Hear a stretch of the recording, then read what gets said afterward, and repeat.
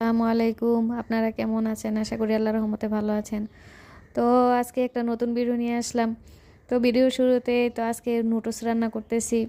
তো প্রত্যেকদিন তো ভাজা পোড়া খাওয়া ঠিক না। তো একেক দিন একেক রকম কইরা মানে ইফতারি করার চেষ্টা করি। এই যতটুক পারি অতটুকুই করি।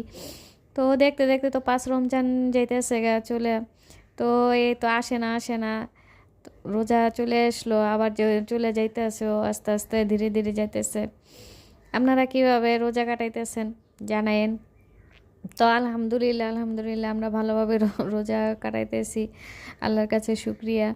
তো আগে রোজার মধ্যে তো গত রোজা কি এর আগের রোজা অনেক প্রচুর গরম ছিল। তো এই রোজার মধ্যে তো আলহামদুলিল্লাহ খুব ঠান্ডা অনুভব করতেছি, খুবই ঠান্ডা। তেমন কোনো পানির পিপাসাও নাই, কোনো নেই, ভালোই কাটতেছে। আসলে আল্লাহর ইবাদত করলে মন থেকে যারাই করে তারা যত গরমই হোক যত কষ্টই হোক রোজা পালন করার চেষ্টা করে, এবার আল্লাহর ইবাদত করার চেষ্টা করে। তো আল্লাহর কাছে হাজার শুক্রিয়া, ভালোভাবে রোজাগুলি পার করতেছি, সামনের দিকেও করব। আর সবার জন্য দোয়া করি, সবাই যাতে ভালোভাবে রোজাগুলি পালন করতে পারে। তো এখানে দেখেন এক জায়গায় আমার নুডলসটা মনে হয় একটু বেশি হয়ে গেছে।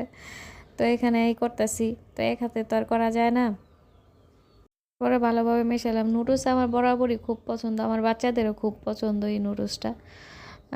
নুডলস হইলে আর বাচ্চাদের কিছু লাগে না, নুডলসই খাবে। কিছু আয়োজন করছি, এই আজকে নুডলস তো বেশি পরিমাণে রান্না হয়েছে, আর কিছু লাগবো না। তারপরে তো একটু ফল নিলাম, শরবত বানাইছি, এগুলি করলাম। সাথে একসাথে ইফতারি করলে খুব ভালো লাগে। তো আমরা এই দুইজন টোনাটুনি ইফতারি করি, যে বাচ্চারা তো তেমন খায় না, যতটুক খাওয়ার দরকার অতটুকুই খায়। তো আমরা এই দুজনের জন্য এই ইফতারির আয়োজন করি। তো আমাদের সবাইকে আগামী রোজা রাখার তৌফিক দান করুক। সবাইকে শুভেচ্ছা জানিয়ে শেষ করছি। আল্লাহ হাফিজ।